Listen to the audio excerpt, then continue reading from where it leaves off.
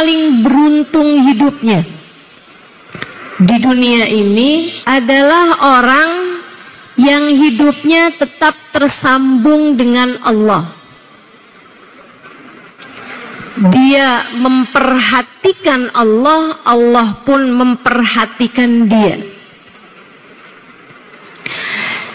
Dia mementingkan Allah, Allah pun mementingkan dia. Dia berkomunikasi dengan Allah, Allah pun berkomunikasi dengannya. Itu orang yang paling beruntung, bahagia, benar, rapi, lurus hidupnya. Siapa mereka ini? Ini nasihat Sayyidina Muhammad Al-Bagir kepada putranya. Nak, kamu kalau pengen hidup kamu bagus, benar, selalulah tersambung dengan Allah SWT. Anaknya tanya, ayah, bagaimana cara saya tersambung dengan Allah? Ibu kalau misalnya gitu nasihat sama anaknya, nak, walaupun kamu sekolah di luar negeri, kita harus tetap berhubungan. Itu maksud ibu apa? Kita harus tetap teleponan, harus tetap WhatsAppan, kan gitu Bu? Nah ini seorang ayah berkata kepada anaknya, nak, kamu dalam hidupmu jangan pernah putus dari Allah, harus tetap tersambung dengan Allah SWT. Anaknya nanya, gimana caranya ya? Kalau sama orang kita ngerti dah caranya, tapi kalau sama Allah ini gimana caranya? Ayahnya bilang, kalau kamu pengen berkomunikasi sama Allah, sholatlah, berdoalah. Kamu kalau lagi doa tuh, ya Allah, pandanglah saya dengan pandangan kasih sayang. Lagi komunikasi apa enggak?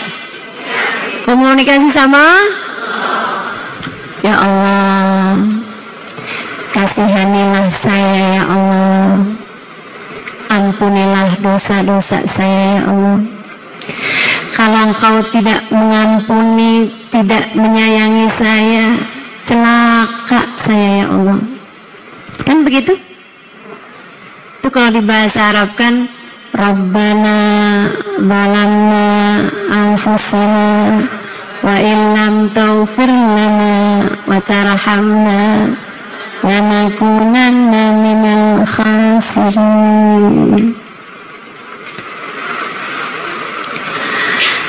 Saudaraku sekalian saya muliakan, jadi ayahnya bilang, nak, kamu itu selalulah berkomunikasi sama Allah. Anaknya tanya, gimana cara saya berkomunikasi sama Allah? Ayahnya menjawab, kalau kamu pengen kamu berkomunikasi sama Allah, berdoalah, sholatlah. Kita tuh saat sholat, cara kita berkomunikasi sama Allah. Makanya dari awal berdiri Allahu Akbar, Allahu Akbar kabiru, alhamdulillah katsiran, subhanallah bukratan wa asila. Ya Allah, aku mengagungkanmu seagung-agungnya. Allahu Akbar kabiru, alhamdulillah kabiru, aku berterima kasih sebanyak-banyaknya padamu ya Allah. Aku hadapkan diriku yang hina-hina ini kepadaku, Kau ya Allah, Fatiris samawati wal ardh, yang menguasai langit dan bumi. Laporan kita, menghadapkan diri kepada Allah. Sholat, sholat tuh sarana komunikasi. Makanya Bu, orang kalau nggak sholat putus hubungan sama Allah.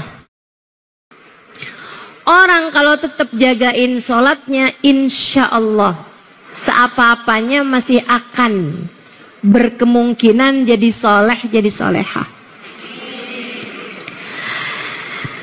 Makanya Bu, hal yang sangat penting untuk terus-terusan diingatkan kepada anak-anakmu, juga kepada dirimu. Tapi kalau sama ibu-ibu nih, insya Allah sih saya yakin yang hadir-hadir di majelis pasti sholatnya terjaga. Semoga ini bukan hanya husnudzon saya kepadamu, tapi sudah benar-benar Allah jadikan dirimu orang yang menjaga sholat.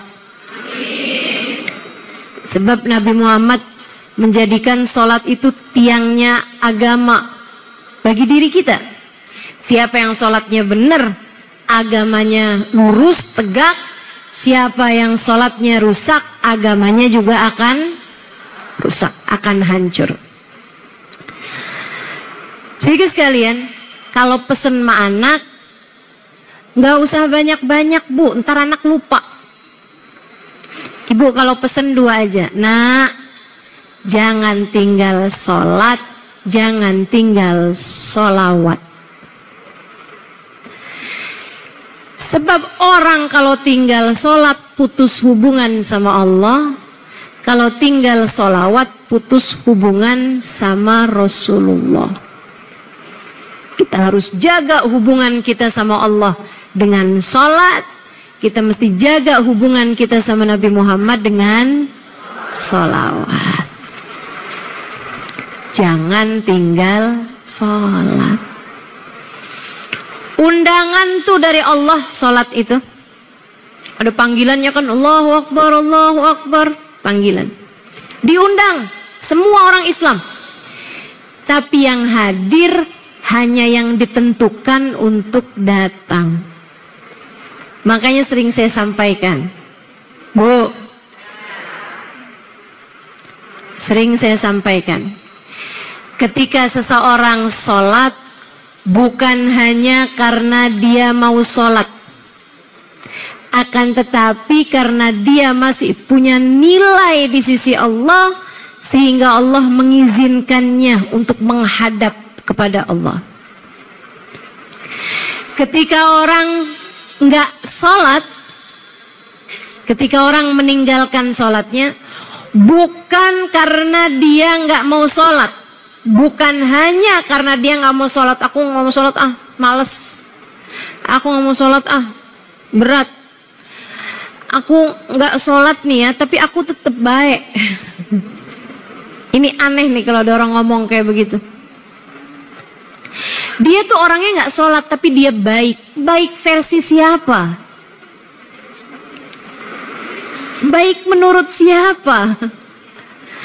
Kalau menurut saya, teman-teman saya sekalian, orang yang ninggalin Allah nggak ada kebaikan darinya. Allah aja dia tinggalin, apalagi kita. Betul nggak? Makanya buat adik-adik nih yang belum nikah, dek, jangan mau nikah sama orang nggak sholat. Allah aja dia tinggalin, dek, apalagi kamu. Buat para janda,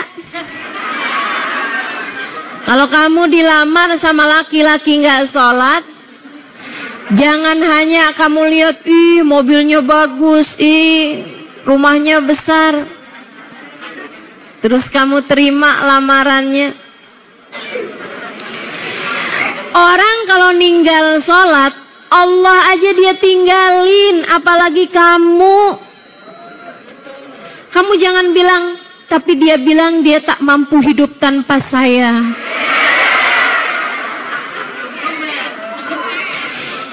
Itu namanya cinta monyet. Tungguin aja. Selagi masih ada cintanya, dia tidak meninggalkanmu. Tapi kalau cintanya udah habis, cintanya hilang, tinggal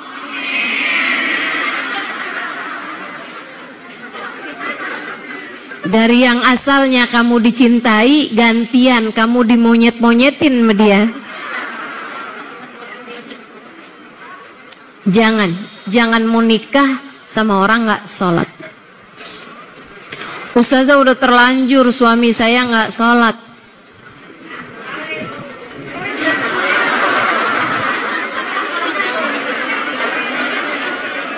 Tinggalin boleh, jangan. Kalau udah terlanjur sih nggak boleh begitu. Kalau udah terlanjur, saudariku sekalian, inget gini nih. Sholatnya suamimu nggak akan jadi hisab bagimu. Masing-masing. Hisaban kita tuh sendiri-sendiri.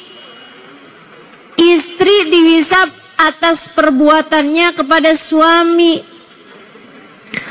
Suaminya dihisab atas perbuatan dirinya dan juga ibadah istrinya. Makanya kalau ada istri nggak sholat, suami ikut nanggung dosa. Ikut dosa, bukan berarti istrinya jadi nggak dosa, tapi ikut menanggung dosa. Kalau istri nggak sholat, kalau suami nggak sholat, dia sendirian bu yang berdosa, kamu enggak. Ustazah, gimana ya caranya bangunin suami saya sholat subuh? Susah banget Ustazah. Lah kamu yang punya suami nanya sama saya.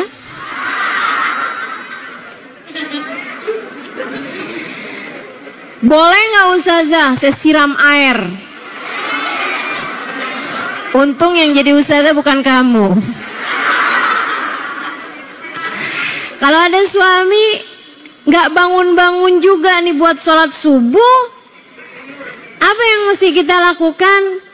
Biarin, kita bangunin sekali, 2 kali.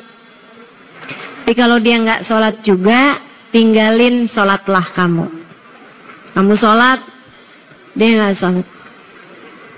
Kenapa gitu? Boleh nggak kalau saya marah-marah, ngomel-ngomel? Sekarang gini loh, suami nggak sholat tuh kamu nggak ikut dapat dosa, tapi kamu ngomelin suami tuh kamu dosa.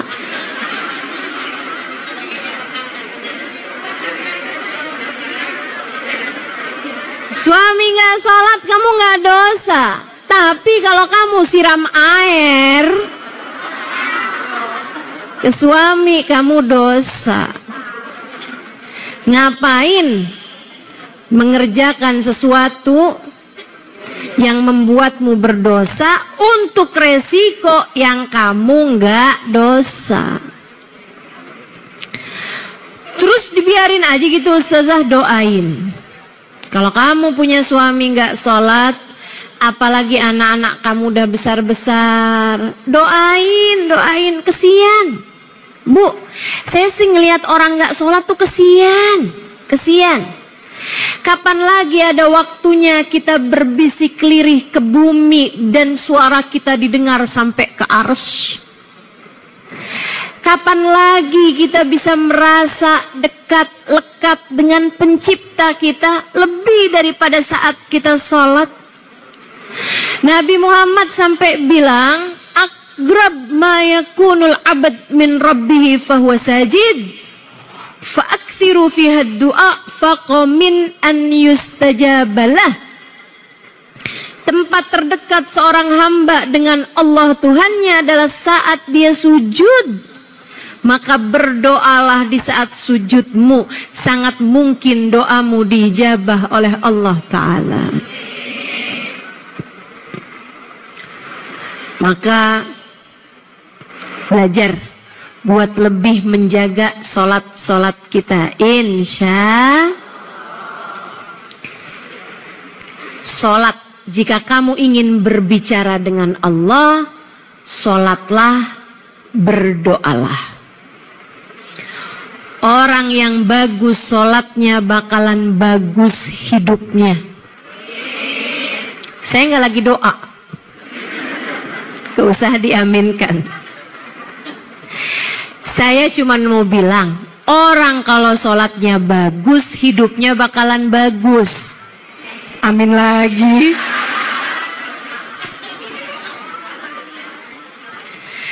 Semoga Allah memperbaiki sholat-sholat kita. Itu baru doa. Orang kalau bagus sholatnya, pasti bakalan bagus hidupnya, Bu. Sebagaimana orang kalau sholatnya berantakan, sangat sulit untuk memperbaiki kehidupan. Ini hal pertama yang harus kita perbaiki. Kita mau benerin hidup nih, hal penting untuk kita perbaiki adalah perbaiki sholat. Ibu-ibu saudaraku sekalian yang saya muliakan, kalau kamu ingin berbincang dengan Allah, sholatlah. Jangan tinggal sholat.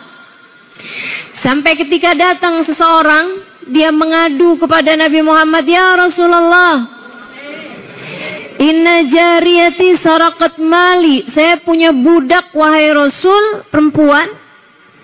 Budak perempuan, dia suka ngambilin duit saya, suka lumayanan. Ntar disuruh belanja, ada duit kembaliannya nggak dibalikin.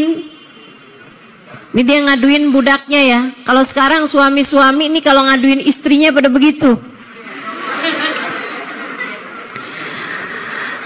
Kalau dia bilang buat bayar listrik berapa?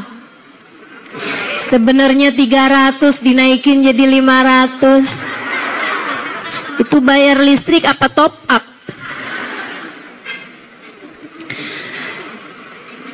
Siapa yang suka kayak begitu?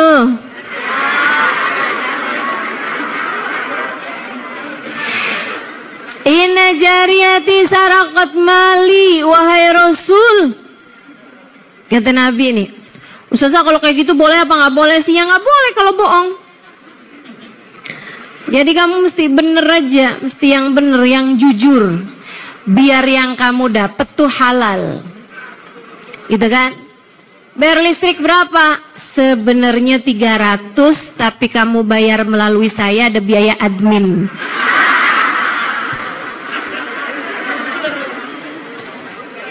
Kalau enggak ya kamu bayar-bayar sendiri dah.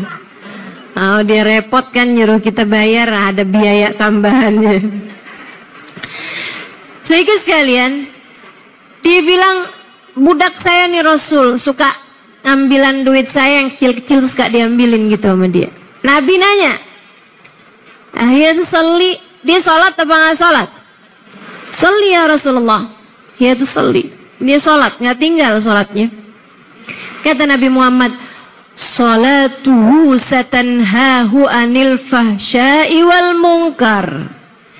Sholatnya kalau dia jaga, nih bu nih sholat nih, sifatnya sholat.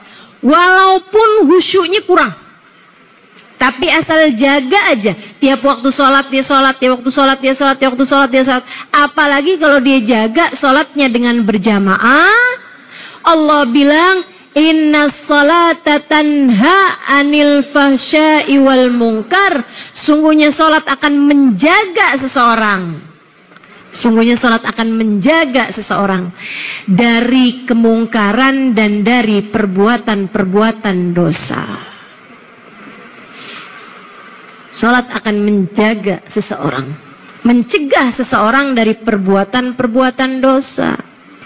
Makanya ini saya yakin, ibu-ibu sholat? Sholat kan? Sholat. Saya tanya, ibu-ibu pernah bunuh orang? Ya pernah.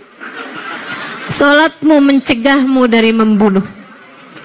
Ibu sholat? Ibu-ibu pernah judi? Kan? Sholat ibu sudah mencegah ibu dari perbuatan judi. Ibu sholat? Apakah ibu melakukan praktek sihir? Enggak. Nyantet orang, cinta ditolak, dukun bertindak. Enggak kan? Sholatmu sudah mencegahmu dari sihir. Sholatmu mencegahmu. Ada di sini ibu-ibu yang suka mabok? Enggak. Sholatmu sudah mencegahmu dari hal itu. Paling maboknya perjalanan ibu ya. Ibu cuman maboknya bisa dicegah dengan antimo. Tapi ibu saya tanya, ibu sholat? Ibu ngomongin orang?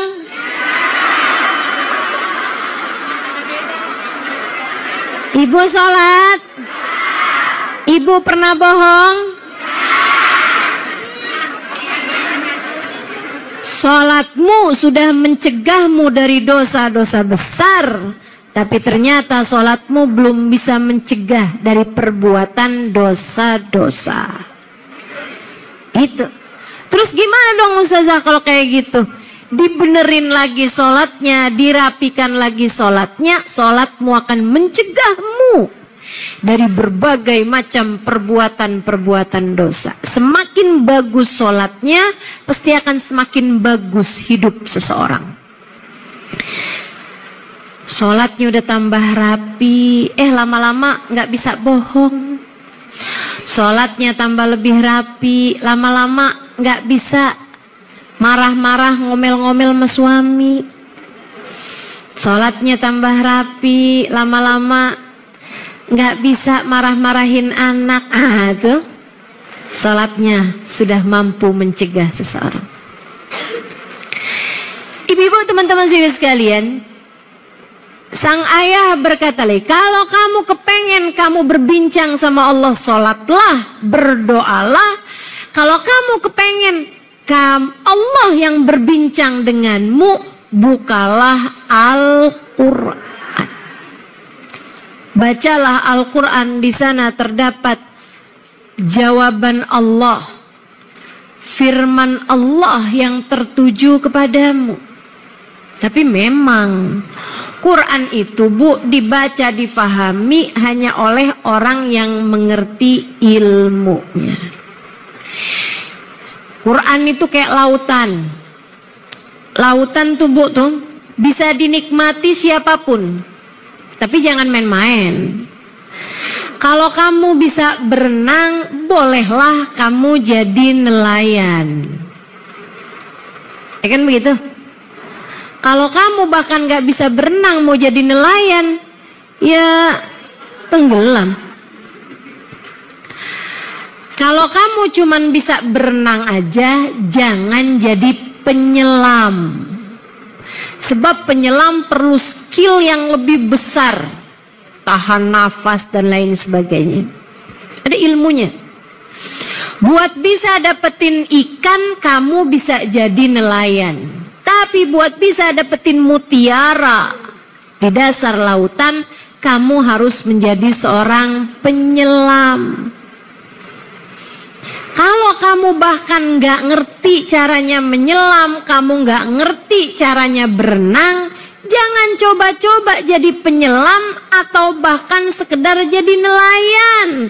Melainkan jadilah penikmat senja yang duduk di tepi pantai untuk melihat pemandangan indah saat sore hari. Gak apa-apa kamu bawa teh di termos, ya kan? Bawa cemilan-cemilan, tempe goreng, tahu goreng pakai cabai.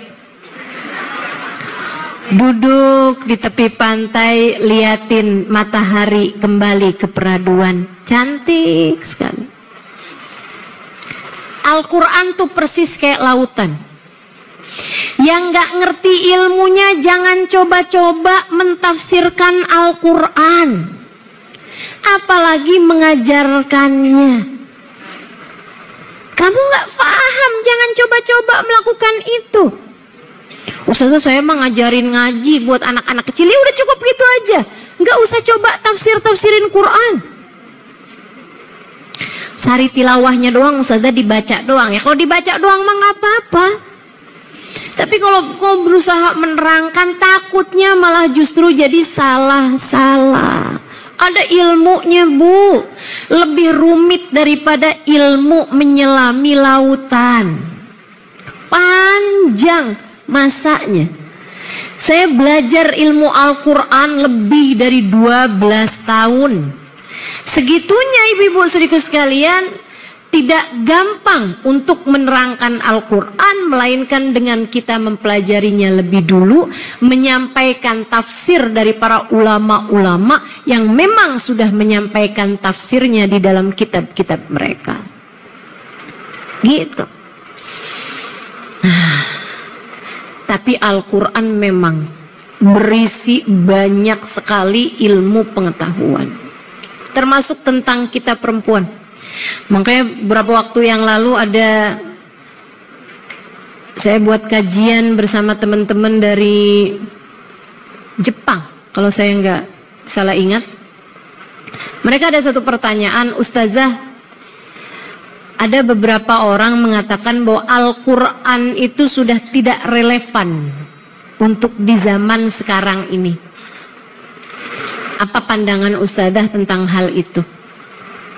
Saya bilang, yang bikin Al-Quran atau Al-Quran itu berisi firman dari Allah yang menciptakan alam semesta.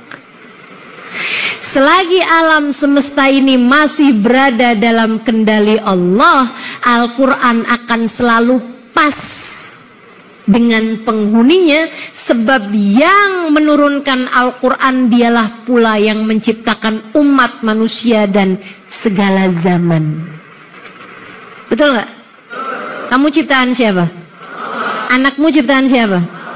Al-Quran firmannya? Ya pasti bakalan cocok sampai kapanpun juga. Gak ada ceritanya Al-Quran udah gak cocok lagi. Ada pertanyaan lagi, Ustazah, Al-Quran itu banyak sekali mendiskriminasikan kaum wanita. Saya bilangnya mustahil kayak begitu. Kalau kamu merasa ada ayat Al-Quran mendiskriminasi, tuh kan? Saya nih Bu belajar bahasa Indonesianya cuma sampai SD. Habisnya itu saya malah lebih banyak belajar bahasa Arab. Saya malah lebih banyak belajar bahasa Al-Quran dan seterusnya, sehingga bahasa-bahasa yang terakhirnya ada sisinya tuh saya suka bingung.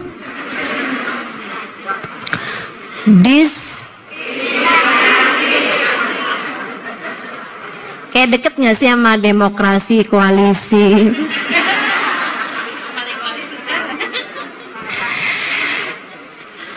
Mustahil ada ayat Al-Quran yang mendiskriminasikan kaum wanita. Ngomongnya sampai cepet-cepet, takut salah. Kenapa? Sebab yang menurunkan Al-Quran dialah pula yang menciptakan kaum wanita. Tapi Ustazah, contohnya nih ayat tentang warisan. Oh gimana bunyinya? Lidzakari mithlu hadzil unthayain.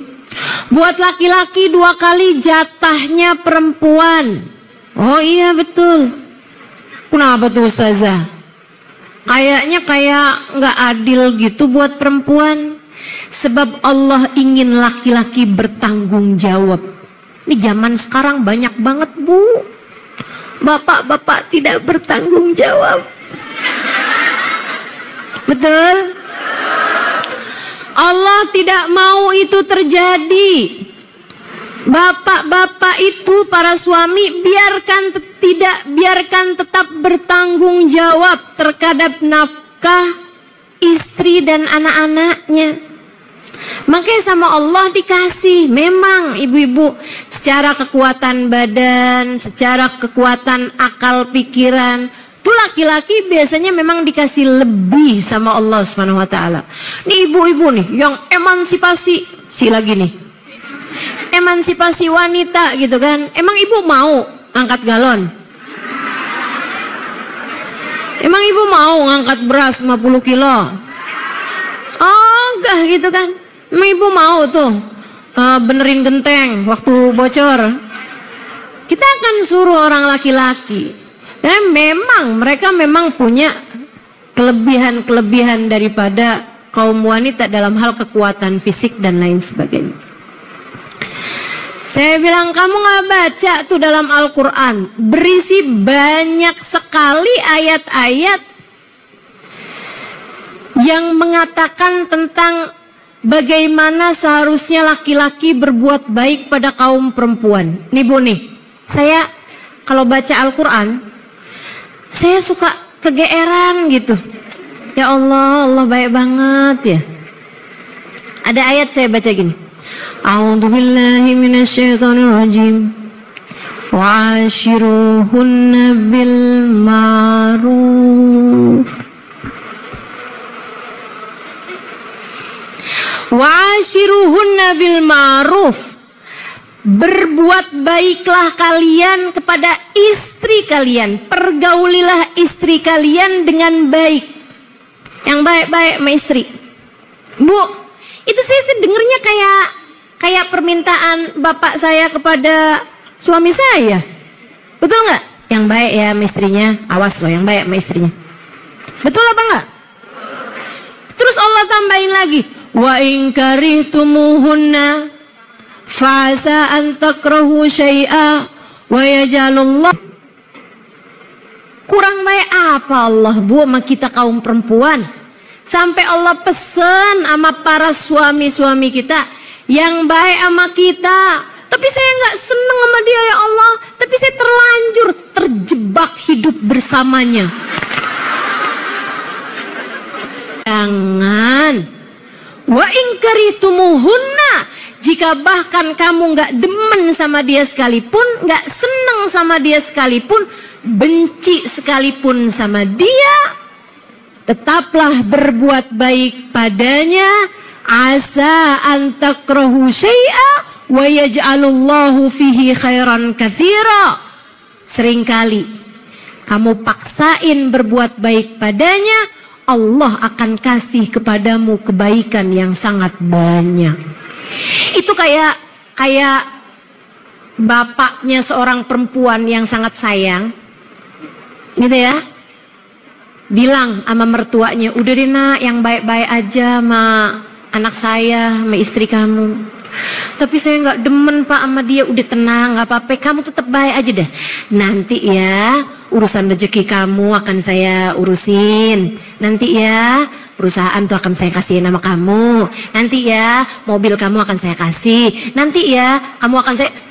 Kayak gitu Allah kepada hamba-hambanya, para laki-laki di atas muka bumi ini, umat Islam. Halo panitia, halo. Berisik amat sih.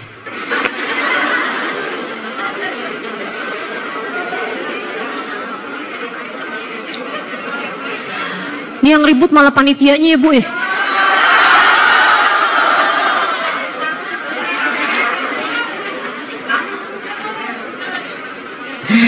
Panitia itu melancarkan acara, bukan malah mengganggu acara.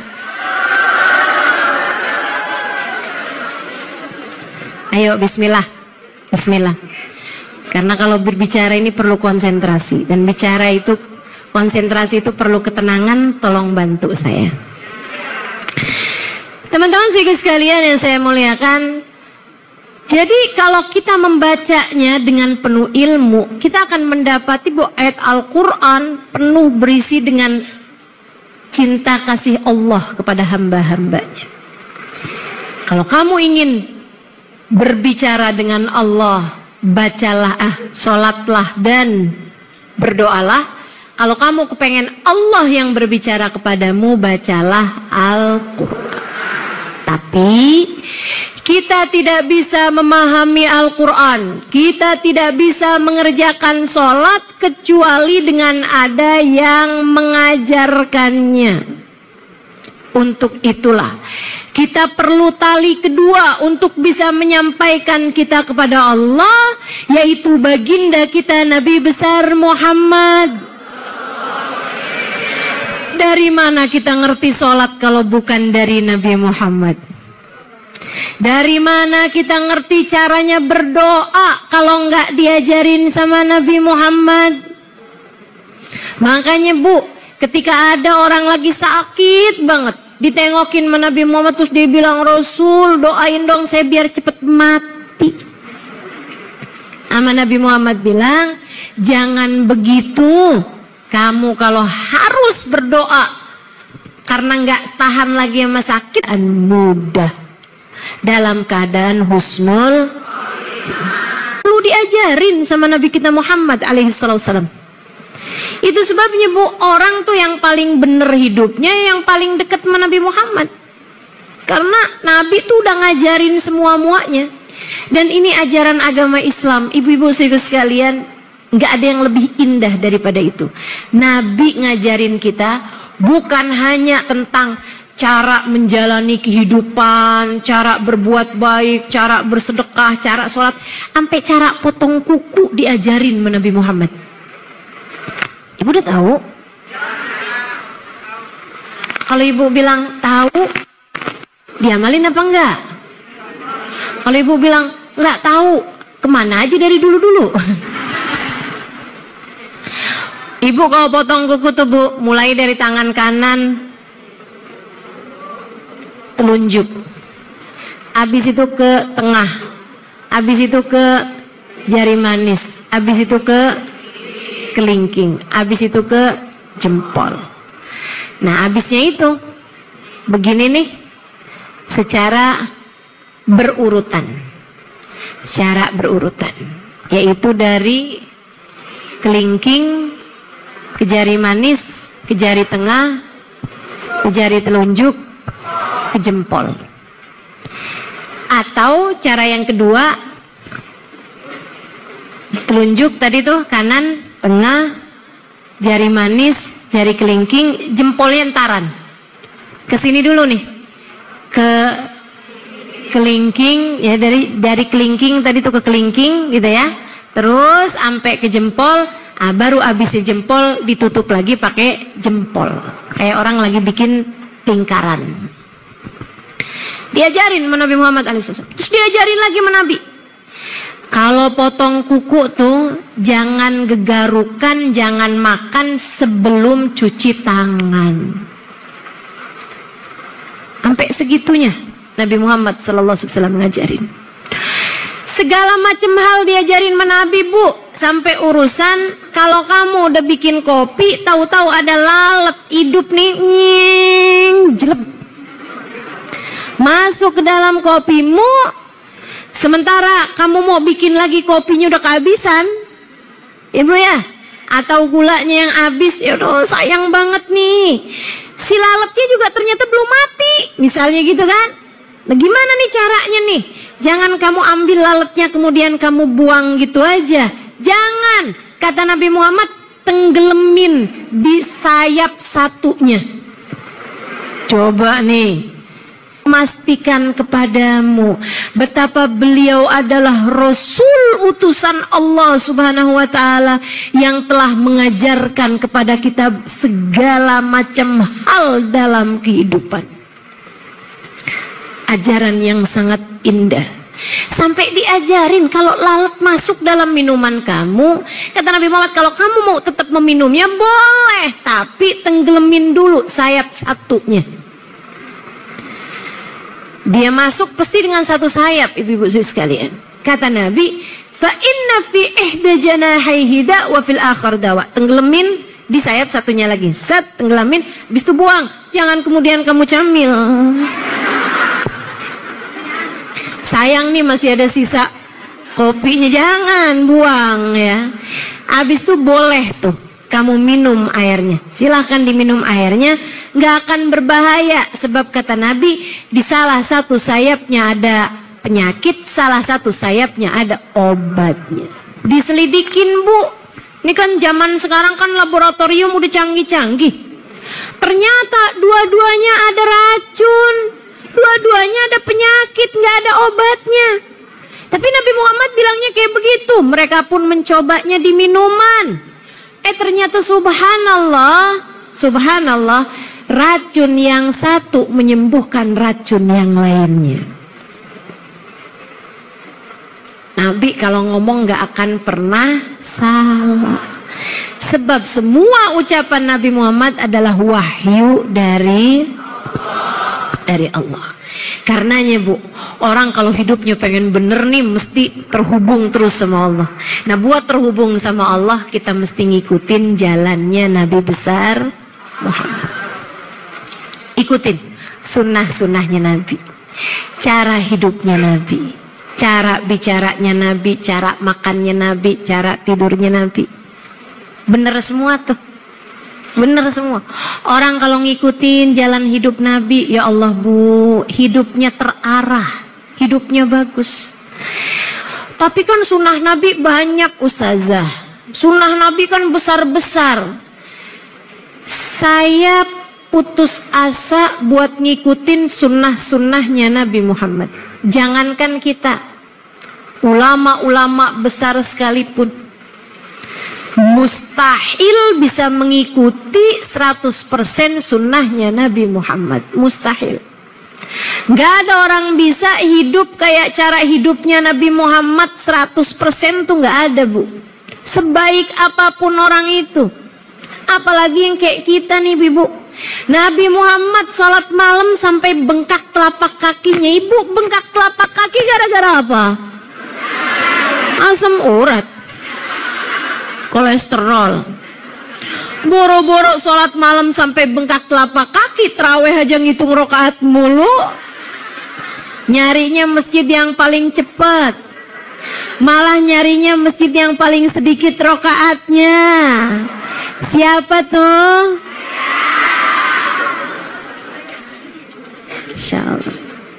Yang di sana 20 tambah 3, yang situ 8 tambah 3. Kayaknya kalau ada masjid yang bikin tarawih 2 rakaat, orang-orang Bekasi bakalan ikut yang itu kayaknya. Masya Allah. Ibu-ibu sekalian, Nabi salat malam sampai bengkak telapak kakinya. Mustahil buat kita ikutin Bu, mustahil. Nabi hatinya tidak pernah menyimpan kebencian terhadap siapapun. Mustahil kita bisa ngikutin. Pasti ada aja rasa kesel sama orang, rasa sebel sama orang, kan begitu. Maka kalau saya bilang bahwa kita mesti ngikutin jalan hidupnya Nabi, yang ringan-ringan, yang kecil-kecil, yang kita masih bisa ngikutinnya. Sekedar masuk ruangan kaki kanan, keluarnya kaki, masuk kamar mandi kaki, keluarnya kaki.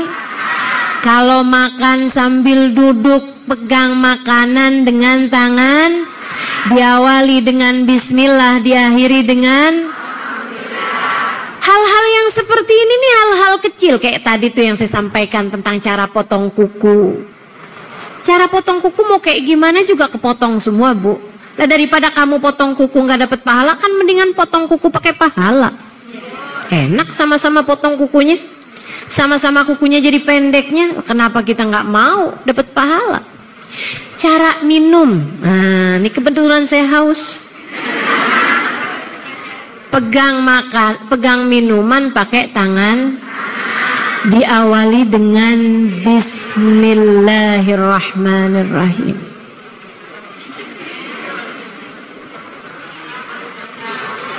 Tiga kali tegukan.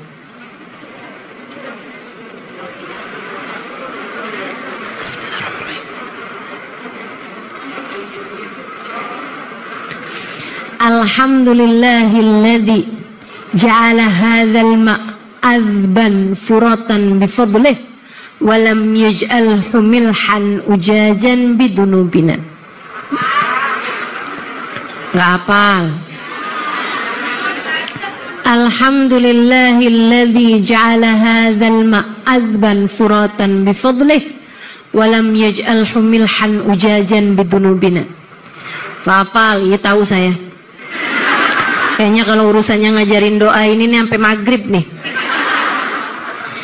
Ya Allah, terima kasih Engkau telah jadikan air ini tawar dan mudah kami dapatkan dengan rahmat-Mu ya Allah. Dan tidak menjadikan air ini asin ataupun susah kami dapatkan disebabkan karena dosa-dosa kami. Katanya Nabi Muhammad dalam salah satu hadisnya, siapa yang minum dengan adab-adab yang tadi telah saya sampaikan, minumnya duduk, minumnya pakai tangan kanan, minumnya 3 kali tegukan, tidak bernafas di dalam air.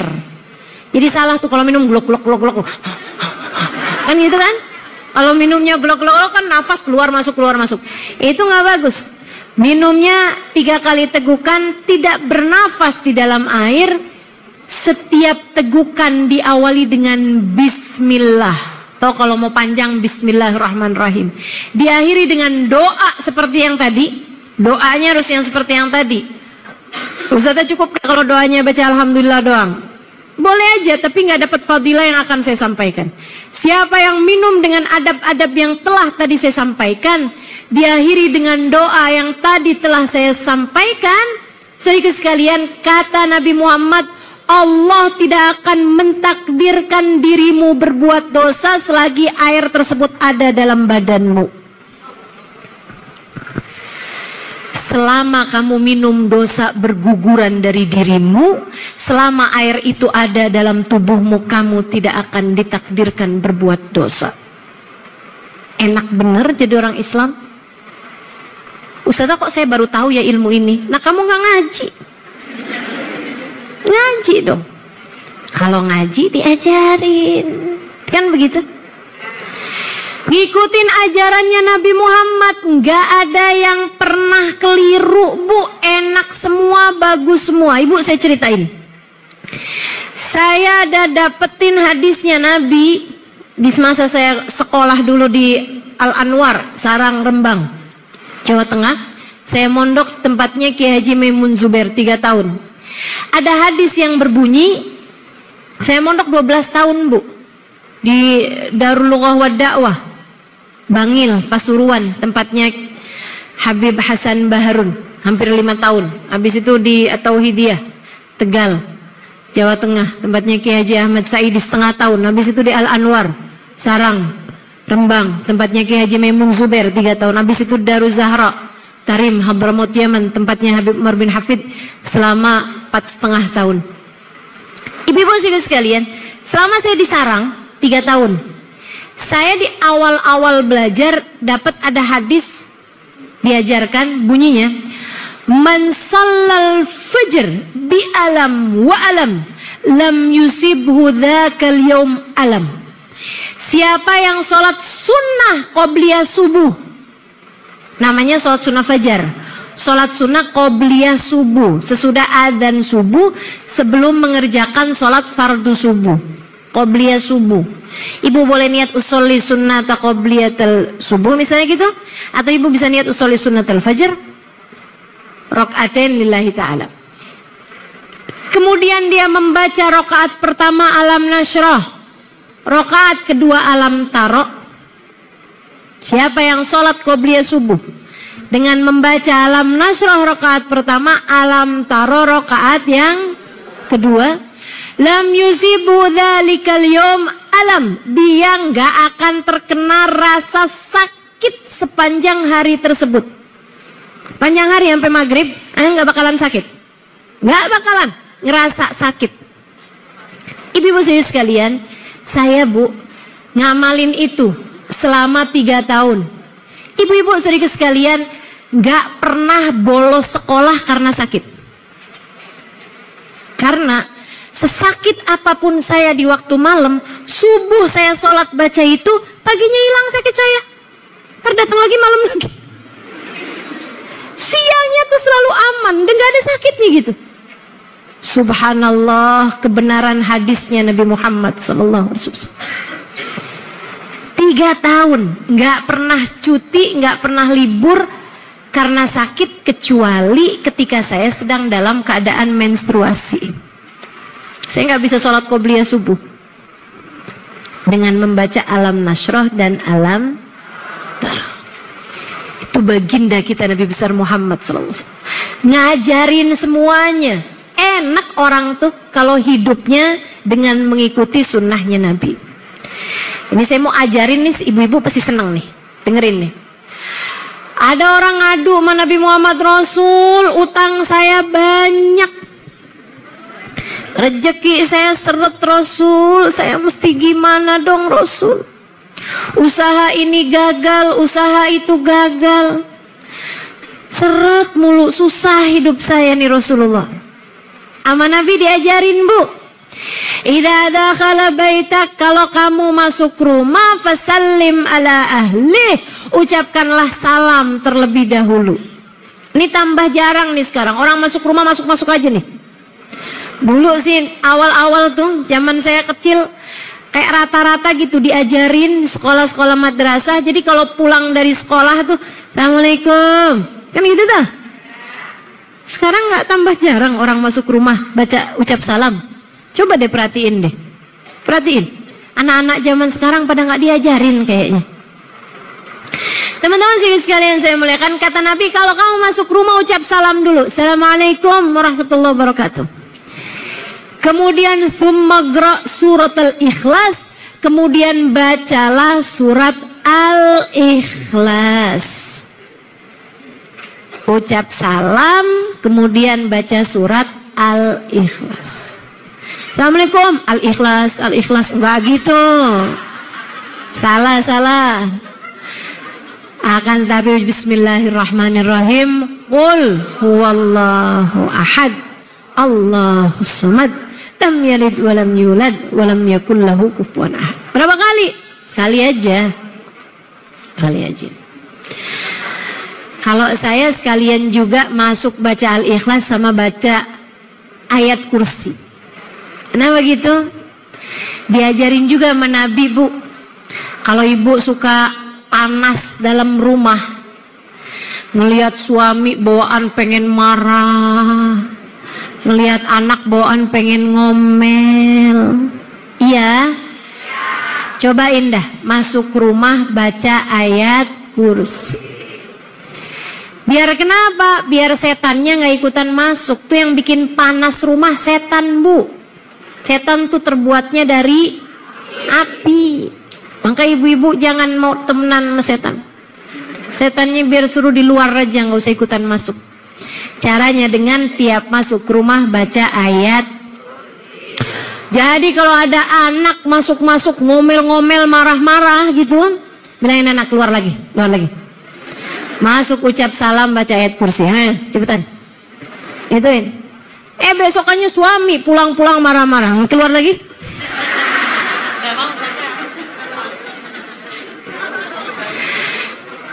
Baca surat al-ikhlas tiap masuk rumah. Kata Nabi Muhammad kepada sahabat ini, diamalin, lebek ya Rasulullah. Tiap masuk rumah baca ayat kursi, masuk lagi ke rumah baca ayat kursi, masuk lagi ke rumah ngerjain apa-apaan baca ayat kursi, masuk rumah nggak ada kerjaan keluar lagi, masuk lagi baca ayat kursi. Terus dia amalkan sebulan, 2 bulan, 3 bulan, 4 bulan. Beberapa waktu kemudian datang lagi dia sama Nabi Muhammad, ya Rasulullah, sadaqta wa sadaqallah. Wahai Rasul, engkau telah benar sebab Allah telah benar. Sebab semua ucapan Nabi Muhammad wahyu dari Allah SWT. Kata Nabi, kenapa? Saat ilayya dunia udah jadi lebar buat saya wahai Rasulullah. Dakhalatid dunya ila baitina wa nahan raghibin. Dunia udah masuk nih ke rumah kami, kayaknya bukan dari pintu aja, dari jendela-jendela juga. Bu marah, nih mendidih rasanya. Daripada ibu ngomel-ngomel nanti bakalan ibu seselin, ya Bu ya. Mendingan segeralah pergi berwudu. Kalau wudu nggak mempan, mandi. Kalau mandi nggak mempan, rendeman aja dulu. Kalau ditanya sama suaminya, kamu di mana sih? Di bak. Nggak punya kolam renang, berendangnya di bak. Insyaallah. Tapi memang terasa, Bu, terasa. Cobain deh. Udah lagi kesel-kesel sama anak, mendingan wudu dulu aja. Wudu dulu. Adem. Memang segala-galanya udah diajarin sama baginda kita Nabi besar Muhammad sallallahu alaihi wa ala alihi wa sahbihi wasallam. Kenapa sih Nabi ngajarin semuanya? Biar kita nggak banyak salahnya dalam hidup. Kalau kita nggak banyak salahnya dalam hidup, insya Allah orang yang yang hidup dalam keadaan baik akan mati dalam keadaan baik. Orang yang matinya baik di akhiratnya bakalan baik. Enak semua itu, Bu. Tapi kalau hidupmu udah salah-salah, ngikutin ajaran-ajarannya setan, kamu udah nggak akan berada dalam jalan yang benar. Ibu-ibu saudara sekalian yang saya muliakan, nabrak-nabrak, salah-salah, hidup dalam keadaan tidak baik, sangat mungkin mati dalam keadaan tidak baik.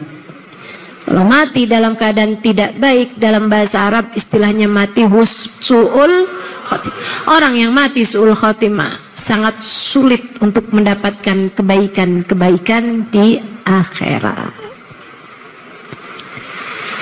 Jangan putus dari Nabi Muhammad.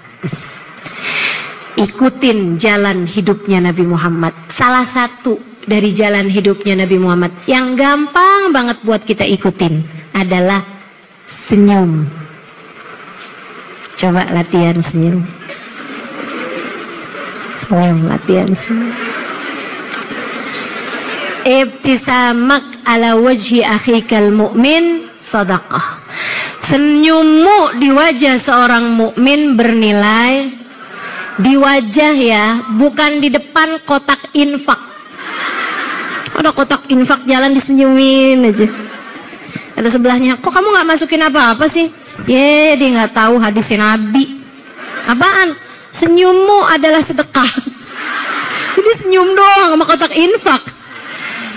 Senyum itu baru dianggap sedekah ketika ada pihak lain yang disenyumin, Bu. Ala wajhi akhikal mu'min, di wajah seorang yang beriman. Senyum ustazah lebar, dianya cemberut aja ustazah. Saya kan sakit hati. Jangan, seharusnya kamu bersyukur. Kenapa gitu? Nabi Muhammad bilang dalam salah satu hadisnya, idza taqal musliman fatasafaha nazalat ilaihi ma sab'ina rahmah.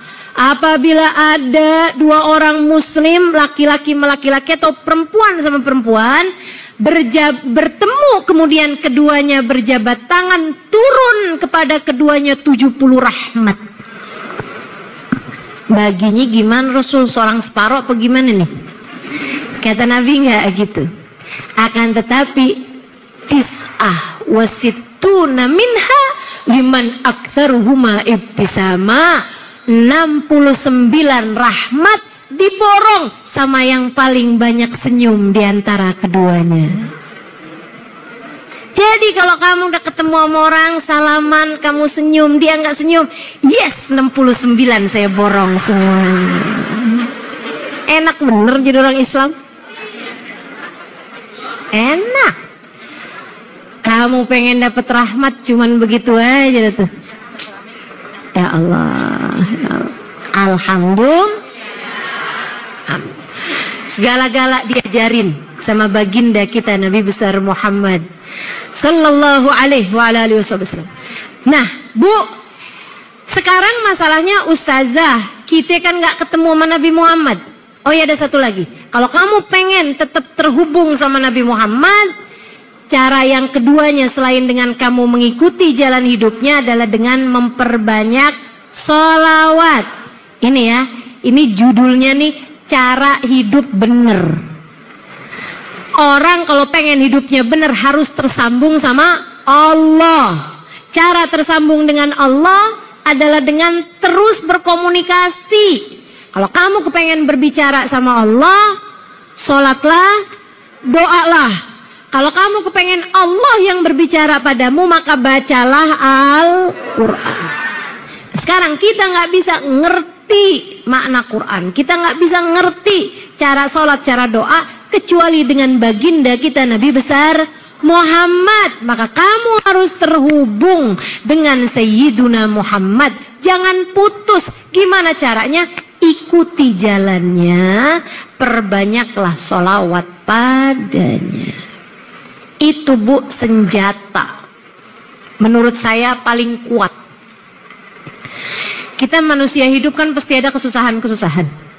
Ya, Ibu yang saya liatin, kesusahan sebesar apapun, rontok Bu sama sholawat.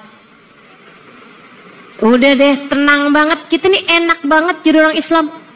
Makanya yang nggak jadi orang Islam tuh kesian gitu. Kesian. Atau orang Islam yang nggak ngerjain agamanya, itu juga kesian. Kesian. Karena orang Islam tuh segala-gala diajarin, segala-gala dikasih tahu, dan enak semuanya ngamalinnya. Salah satunya sholawat. Apapun kesulitanmu dalam hidup, sholawat. Udah, nggak lain, nggak bukan. Ustazah, ini mah ujiannya berat banget tuh Ustazah dalam hidup saya ini. Ustazah, saya nggak sanggup ngadepinnya Ustazah. Saya susah ngadepinnya Ustazah. Saya ajarin nih Bu nih. Saya menyebutnya sholawat darurat. Ini udah banyak banget yang nyobain, banyak banget yang ngamalin, dan berhasil semuanya. Yang ngamalin, yang nyobain berhasil. Tapi Ibu kerjainnya hanya kalau ada hal-hal yang emang berat aja Bu. Maksudnya kalau hari-hari nggak usah baca gitu Ustazah. Kalau hari-hari baca sholawat yang lain-lain aja. Biar kita punya senjata yang ampuh, bisa kita pakai dalam keadaan-keadaan yang benar-benar darurat gitu. Yang benar-benar susah.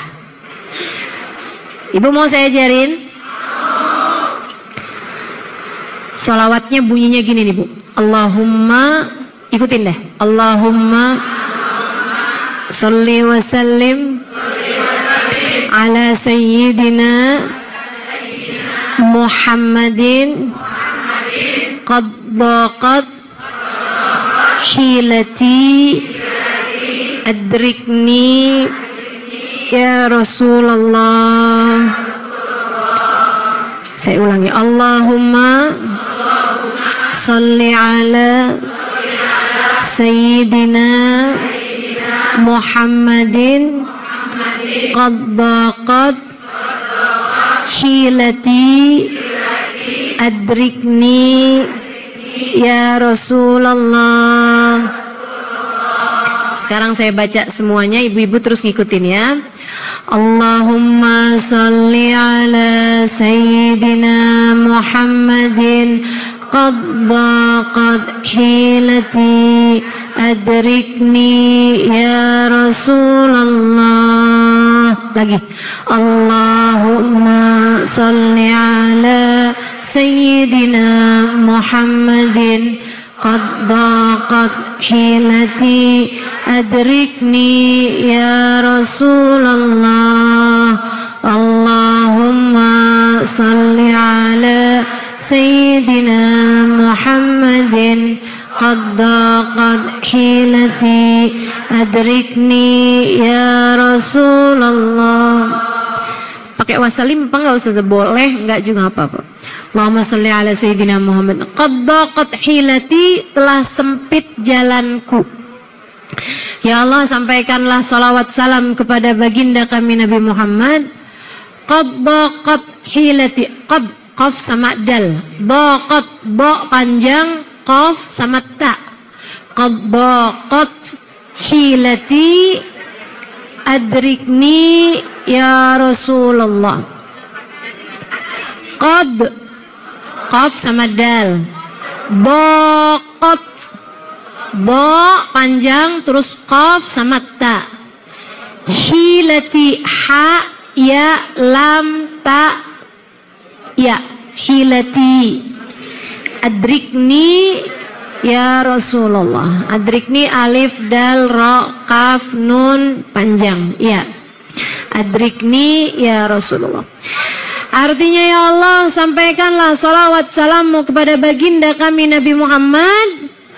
Qad daqat hilati, telah sempit jalanku, telah buntu jalanku. Artinya saya udah gak ngerti lagi nih mesti ngapain nih. Qad daqat hilati, telah sempit jalanku. Adrikni ya Rasulullah, syafaatilah aku wahai Rasulullah. Tolonglah aku, syafaati aku wahai Rasulullah. Minta tolong sama Nabi Muhammad, minta syafaat Nabi Muhammad, karena beliau adalah wasilah kita menuju Allah, pintu menuju Allah. Emang Nabi Muhammad bisa ustazah ngasih kita jalan keluar, solusi dan lain sebagainya gitu? Nggak bisa Bu, yang bisa Allah. Akan tetapi kalau kita doa nggak pakai wasilah Nabi Muhammad nih, ya kita kan dosanya banyak. Kita kan hamba yang penuh dengan noda-noda, dengan aib, dengan kekurangan. Sholat belum benar, ibadah belum benar. Nah kita makanya pakai Nabi Muhammad sebagai perantara kita, pakai jalan lewat Nabi besar Muhammad. Sebab kalau Nabi Muhammad kita mintain syafaat, nabinya nanti yang akan ngebelain kita, nabi yang akan memohonkan hajat kita kepada Allah. Ekonomi lagi sulit, hati lagi sempit, apapun aja Bu masalah ibu, dah sholawatan yang banyak. Kalau lagi susah-susah, sholawatan yang banyak. Liatin, tungguin aja sehari, 2 hari, 3 hari, 4 hari, subhanallah, jalan keluar yang begitu indah. Waktunya udah terbatas, saya nggak mau cerita panjang lebar tentang hal ini. Pokoknya percaya aja sama saya. Ya Bu ya, sholawat senjata paling ampuh untuk kita menghadapi berbagai macam kesulitan dalam kehidupan. Nah Bu, Nabi Muhammad nggak bisa kita kenali, nggak bisa kita tauin kehidupannya kecuali dengan ada tali ketiganya nih yang nyampe kepada kita, namanya para ulama. Kalau hidup kamu kepengen bener, ikuti, cintai, sayangi para ulama. Kata Nabi Muhammad, sayati zaman ala ummati, akan datang waktu kepada umatku yafirruna minal ulama, ada orang-orang yang gak demen sama ulama. Ibu ketemu orang-orang yang gak demen sama ulama? Ibu ketemu orang-orang yang gak demen sama kiai, gak demen sama habaib, gak demen sama ustazah, gak demen sama ustaz? Ketemu? Yang kalau disebut pengajian kayak alergi gitu. Yang kalau dengerin ceramah kayak nyari-nyari pembenaran gitu. Allah, siapa bilang kayak begitu? Terpinter ngomong aja tuh ustazahnya tuh. Ada yang begitu? Kalau diajakin jalan-jalan, pergi ke mall, ya ampun semangatnya luar biasa. Giliran diajakin ke pengajian, ada aja alasannya, ada.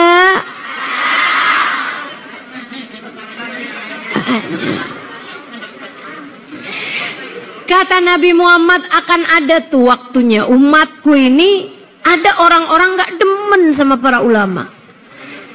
Fa'ablahullah thalatha baliyat. Orang yang gak demen sama ulama, yang ulama bener ya Bu ya, yang ngenalin orang ke jalannya Nabi Muhammad, ngenalin orang kepada cinta Nabi Muhammad, ngenalin orang kepada Allah, ngenalin orang kepada jalan menuju surganya Allah SWT, yang ikhlas, yang bener gitu. Ulama-ulama yang seperti ini dia benci, Allah akan kasih kepadanya 3 jenis bala. Apa tuh balanya? Yang pertama, rafa'allahul barakah min kasbihim, Allah angkat keberkahan dari usahanya.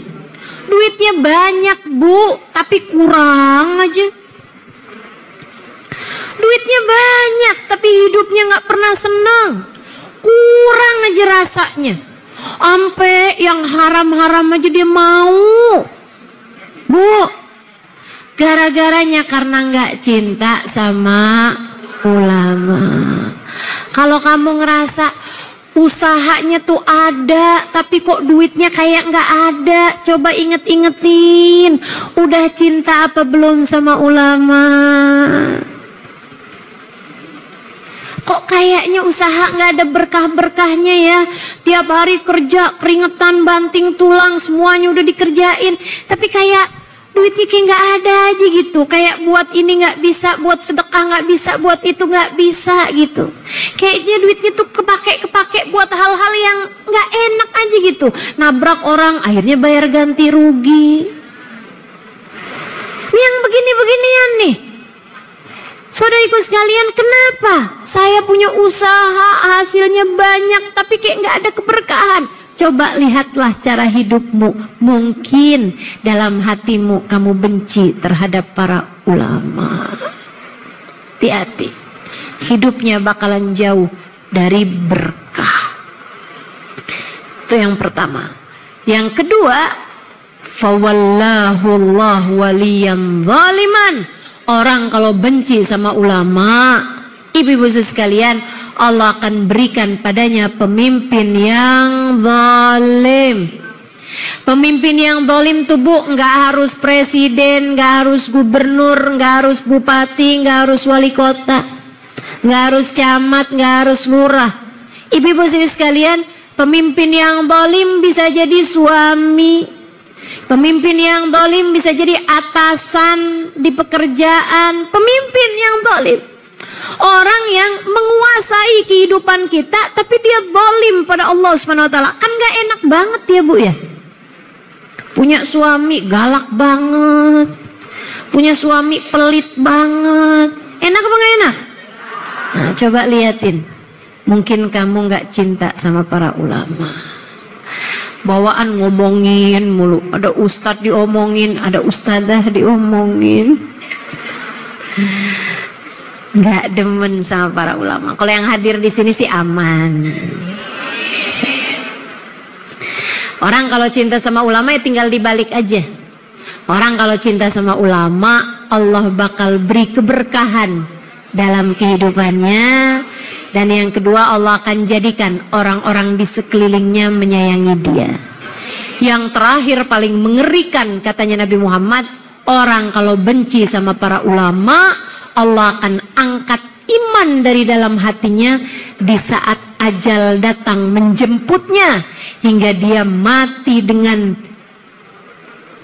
terangkat imannya, mati dalam keadaan su'ul khatimah, mati tidak sebagai umat Islam. Na'udzubillah min dzalik, na'udzubillah min dzalik, na'udzubillah min dzalik.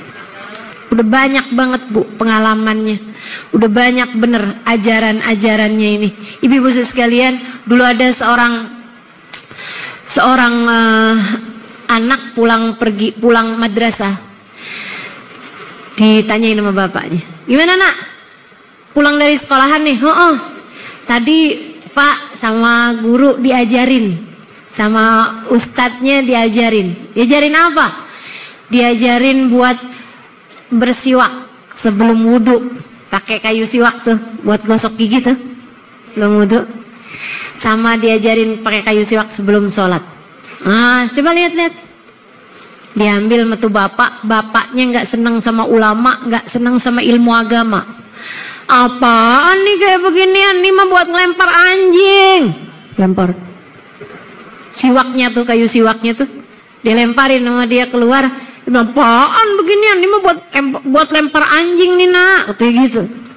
Dia sayang sama anaknya, cuma dia nggak sayang, nggak senang sama ulama, nggak senang sama ajaran Islam. Ini bu sekalian dilemparin. Istrinya lagi hamil. Ini kejadian di zamannya Imam Malik alaihi ridwanullah. Istrinya lagi hamil bu. Istrinya melahirkan, anaknya mukanya kayak anjing. Dia ngelihat itu, dia ketakutan, dia marah, beneran marah. Badannya tuh badan manusia tuh mukanya tuh mirip anjing gitu. Dia langsung ambil pedang, dibunuh tuh anak.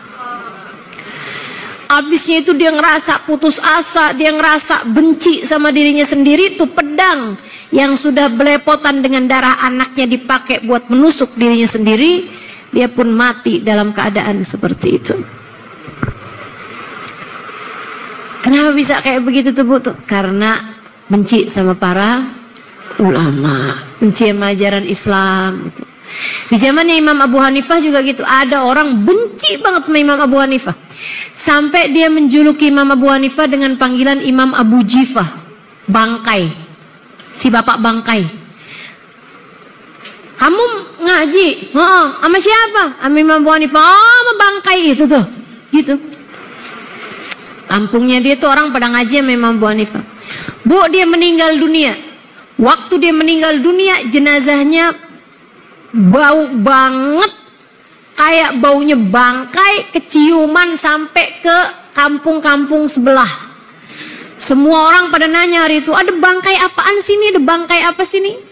Allah jadikan badan dia berbau bangkai, padahal baru meninggal gitu.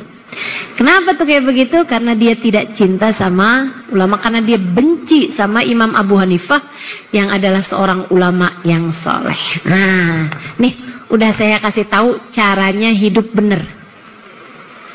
Ibu, ke Allah, ke Rasulullah lewat para ulama.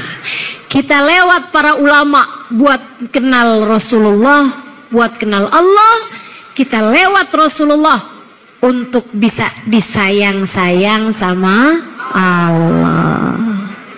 Benar hubungan kita sama Allah, benar hubungan kita sama Rasulullah, benar hubungan kita sama para ulama, dengan kita sayang, dengan kita cinta sama mereka, insya Allah akan lurus dan benar pula lah kehidupan kita.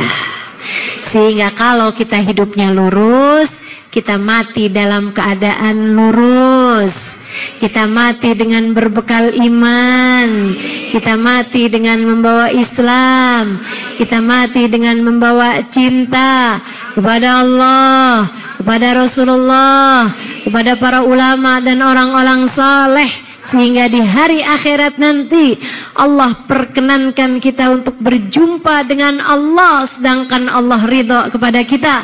Allah perkenankan kita untuk bertemu Rasulullah sedangkan Rasulullah ridha kepada kita. Allah perkenankan kita untuk berada dalam rombongan orang-orang soleh, berada dalam rombongan para ulama, berada dalam rombongan para syuhada, berada di belakang baginda Nabi besar Muhammad sallallahu alaihi wa alihi wasallam insyaallah. Rabbana zalamna anfusana wa illam taghfir lana wa tarhamna lanakunanna minal khasirin. Rabbana atina fid dunya hasanah fil akhirati hasanah wa qina adzabannar bi fadli subhana rabbika rabbil izzati amma yasifun wa salamun alal mursalin walhamdulillahi rabbil